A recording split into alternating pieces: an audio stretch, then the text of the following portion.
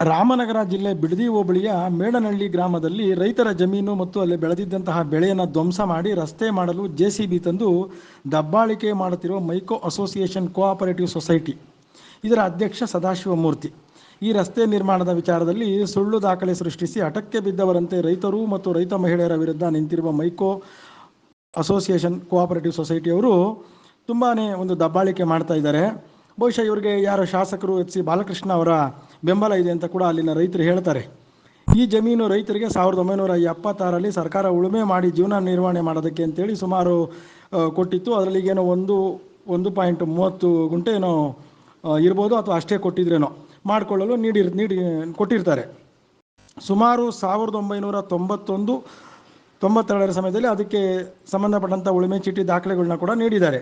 ಇದೆಲ್ಲ ಇಲ್ಲಿ ಬಹುತೇಕ ಗೋಮಾಳ, ಸುಮಾರು 133 ಎಕರೆ ಗೋಮಾಳ. ಇದರಲ್ಲಿ ಪಟ್ಟಭದ್ರರು ಅದೆಷ್ಟು ಒತ್ತುವರಿ ಮಾಡ್ಕೊಂಡ್ಬಿಟ್ಟಿದ್ದಾರೆ ಅನ್ನೋದು ಗೊತ್ತಿಲ್ಲ. ಅದು ಉನ್ನತ ತನಿಖೆಯಿಂದನೇ ತಿಳಿಬೇಕು. ಈ ಜಮೀನಿನಲ್ಲಿ ಇದ್ದಂಥ ರಾಗಿ, ಉರುಳಿ, ಜೋಳ ಸಂಪೂರ್ಣವಾಗಿ ಹಾಳು ಮಾಡಿಬಿಟ್ಟಿದ್ದಾರೆ ಪಾಪ JCB ಬಿಟ್ಬಿಟ್ಟು. ಆ ರೈತ ಮಹಿಳೆ ಮತ್ತು ಆ ರೈತರ ಗೋಳಾಟ ಇಲ್ಲಿ ನೋಡೋದಕ್ಕೆ ಸ್ವಲ್ಪ ಕಷ್ಟ. ಯಾಕೆಂದರೆ ಇವತ್ತು ತಿನ್ನೋಕೆ ಅನ್ನ ಸಿಗ್ತಾ ಇಲ್ಲ, ಉಳುಮೆ ಮಾಡೋದಕ್ಕೆ ಭೂಮಿ ಸಿಗ್ತಾ ಇಲ್ಲ. ಅಂಥ ಪರಿಸ್ಥಿತಿ ನಾವು ತಂದ್ಕೊಂಡ್ಬಿಟ್ಟಿದ್ದೀವಿ. ಈಗಾಗಲೇ ಸುಮಾರು 1 ಲಕ್ಷ ರೂಪಾಯಿವರೆಗೂ ಹಾನಿಯಾಗಿದೆ. ಇಂಥ ಒಂದು ಸಂದರ್ಭದಲ್ಲಿ ಈ ಒಂದು ಪೊಲೀಸನ್ನೆಲ್ಲ ಕರ್ಕೊಂಡ್ಬಂದು ಬಹಳಷ್ಟು ದಬ್ಬಾಳಿಕೆ ಮಾಡ್ತಾ ಇದ್ದಾರೆ. ಗೋಮಾಳ, ಖರಾಬು, ಕೆರೆ, ಅರಣ್ಯ ಯಾವುದನ್ನು ಬಿಡಲ್ಲ. ಪಕ್ಷಭೇದ ಮರೆತು ರಾಜಕಾರಣಿಗಳು ಮುಂಡಾಯಿಸ್ತಾ ಇದ್ದಾರೆ. ಈ ಲೇಔಟ್ ಮಾಡೋರ ಜೊತೆ ಸೇರ್ಕೊಂಡ್ಬಿಟ್ಟಿದ್ದಾರೆ ಮತ್ತು ಅವರು ಲೇಔಟ್ ಮಾಡ್ತಾ ಇದ್ದಾರೆ. ಇಲ್ಲಾಂದರೆ ಇವರೆಲ್ಲ 24-25 ವರ್ಷಕ್ಕೆ ಸಾವಿರಾರು ಕೋಟಿ ಹೆಂಗೆ ತೋರಿಸ್ಕೊಳಕ್ಕಾಯ್ತದೆ? ಇವರೇನು ಪೇಪರ್ ಹಾಕಿರ್ತಾರೆ, ಹಾಲು ಹಾಕಿರ್ತಾರೆ, ಬೆಳಗ್ಗೆ ಎದ್ದು ಏನೂ ಮಾಡಿರಲ್ಲ. ಇವರೆಲ್ಲ ಮಾಡೋದು ಡಕಾಯಿತೆ ಮಾಡೋ ಕೆಲಸನೇ. ಹಗಲು ಡಕಾಯಿತರು ಅಷ್ಟೇ ಇವರು, ವೈಟ್ ಕಾಲರ್ ಡಕಾಯಿತರು ಇವರೆಲ್ಲರೂ. ಇಲ್ಲಿ ಇದನ್ನು ದಾಖಲೆ ಮಾಡಿಕೊಡೋದಕ್ಕೆ ಅಂತಲೇ ಈ ತಹಸೀಲ್ದಾರು ಮುಂತಾದವರೆಲ್ಲ ಇರ್ತಾರೆ. ಅದೇ ರೀತಿ ಈ ಘಟನೆಯಲ್ಲಿ ಕೂಡ ಶಾಮೀಲಾಗಿರೋದು RA ಪ್ರಕಾಶ ಅಂತೇಳಿ ಸ್ಥಳೀಯ ಅಲ್ಲಿ ಈ ಮೇಡನಹಳ್ಳಿ ಸಂಬಂಧಪಟ್ಟಂಥ ಜಮೀನು ವಿಚಾರದಲ್ಲಿ ಸಂಪೂರ್ಣ ಈತ ಮೈಕೋ ಸೊಸೈಟಿಗೆ ಬೆಂಬಲ ನೀಡ್ತಾನೆ ಅನ್ನೋಂಥ ಶಂಕೆ ಕೂಡ ಇದೆ. ರಸ್ತೆ ಮಾಡಲು ಯಾವುದೇ ಅನುಮತಿ ನಾವು ನೀಡಿಲ್ಲ ಅಂತ ADLR ಹೇಳ್ತಾರೆ, ತಹಸೀಲ್ದಾರ್ ಹೇಳ್ತಾರೆ. ಮತ್ತು BMICPಯಿಂದ ಅಪ್ರೂವರ್ ಆಗಿದೆಯಾ ಅದು ಕೂಡ ಗೊತ್ತಿಲ್ಲ. ಆದರೆ ಯಾವುದೇ ದಾಖಲೆ ಇಲ್ಲದೆ ಬಿಡದಿ ಪೊಲೀಸರನ್ನ ಸ್ಥಳಕ್ಕೆ ಸುಳ್ಳು ಹೇಳಿ ಕರೆತಂದು ಪ್ರತಿಭಟನೆ ಮಾಡಿದ ರೈತ ಕುಟುಂಬದವ್ರನ್ನ ಬೆದರಿಸಿ JCB ಬಿಟ್ಟು ರಸ್ತೆ ನಿರ್ಮಾಣಕ್ಕೆ ತೊಡಗಿದ್ದು ಎಷ್ಟು ಸರಿ? ಪಾಪ ಅಲ್ಲಿ ಆ ನೂಕಾಟದಲ್ಲಿ ಒಬ್ಬ ರೈತ ಮಹಿಳೆಗೆ ಗಾಯಗಳು ಕೂಡ ಆಗಿದೆ. ಏನು ನಿಮಗೆ ರೈಟ್ಸ್ ಇದೆ ಅಂತೇಳಿ ಆ ಹೆಂಗಸ ಮೇಲೆ ನೀವು ಹಲ್ಲೆ ಮಾಡೋಕ್ಕೆ ಹೋಗಿದ್ರಿ? ನಾಚಿಕೆ ಆಗಬೇಕು ನಿಮಗೆ. ಸ್ಥಳೀಯ ಶಾಸಕ HC ಬಾಲಕೃಷ್ಣ ಅವರೇ ಹೇಳಬೇಕು ಇದೆಲ್ಲ ಸರಿನಾ ತಪ್ಪಾ ಅಂತ. ಇನ್ನು ಇಲ್ಲಿನ ಸುತ್ತಮುತ್ತ ಹಸಿರು ವಲಯ ಭೂಮಿಗಳನ್ನು ಹಳದಿ ವಲಯಕ್ಕೆ ಬದಲಾಯಿಸಿರೋದು ಕೂಡ ಕಾನೂನು ಬಾಹಿರ ಅಂತ ರೈತರು ಹೇಳ್ತಾರೆ. ಬನ್ನಿ ಇಲ್ಲಿ ಏನು ನಡೀತಾ ಇದೆ ಅನ್ನೋದನ್ನು ನೋಡೋಣ.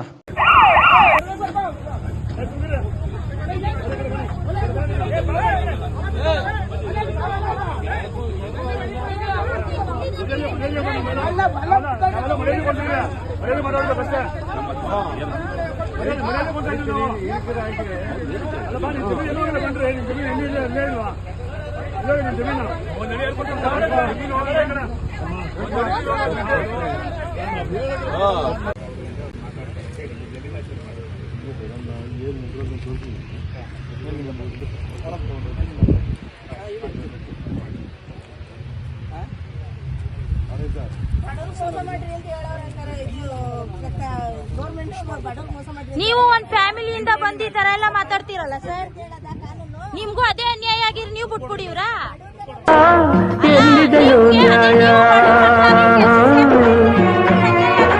ಬಡವನು ನ್ಯಾಯವ ಕೇಳುವುದೇ ಅನ್ಯಾಯ.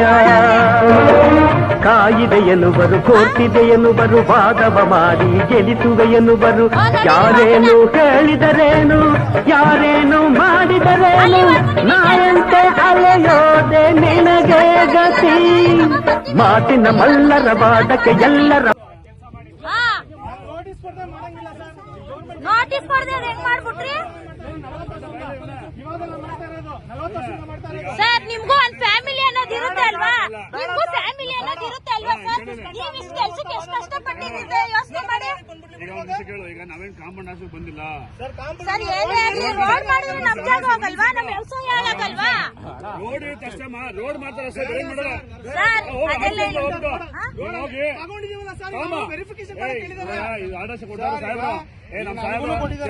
ಸರ್ ನಿಮ್ ಕಾನೂನು ಮಾತ್ರ ತೋರಿಸ್ತಾ ಇದ್ದೀರಾ, ನಮ್ ಕಾನೂನು ಯಾಕೆ ಹೇಳ್ತಾ ಇಲ್ಲ ನೀವು? ಸರ್ ನಿಮ್ ಕಾನೂನು ಮಾತ್ರ ಹೇಳ್ತೀರಾ, ನಮ್ ಕಾನೂನು ಯಾಕೆ ಹೇಳ ಸರ್? ನಮ್ಮಂತ ಬಡವ್ರಿಗೆ ಯಾರು ಸರ್ ಹಾಗಾದ್ರೆ? ಕೆಲವರೆಗೂ ರೋಡ್ ಮಾಡ್ಬೇಡ್ರಿ ನೀವು, ನಾವು ತಂದೆ ಕಾನೂನು ಅಲ್ಲಿವರೆಗೂ ರೋಡ್ ಮಾಡ್ಬೇಡ್ರಿ. ಅಲ್ಲ ಗೌರ್ಮೆಂಟ್ ಜಾಗ ತಾನೇ, ಅಗ್ರಿಮೆಂಟ್ ಹೆಂಗ್ ಹಾಕ್ಸ್ಕೊಂಡ್ರು ಸರ್ ಅವರು? ನೀವು ಒಂದ್ ಬಡವ್ರ ಕುಟುಂಬದಿಂದ ಬಂದಿರ್ತೀರಿ, ಹಿಂಗೆಲ್ಲ ಮೋಸ ಮಾಡ್ಬೇಡ್ರಿ ಸರ್ ನೀವು. ಅಲ್ಲ ನಿಮ್ಗೂ ಒಂದ್ ಫ್ಯಾಮಿಲಿ ಅನ್ನೋದಿರಲ್ವಾ? ಬಡವ್ರಿಗೆಲ್ಲ ಹಿಂಗ್ ದೌರ್ಜನ್ಯ ಮಾಡ್ತಿರಲ್ಲ, ಅಲ್ಲ ದೌರ್ಜನ್ಯ ಮಾಡ್ತಿರಲ್ಲ ಸರ್. ಹೆಣ್ಮಕ್ಳ ಮೇಲೆ ದೌರ್ಜನ್ಯ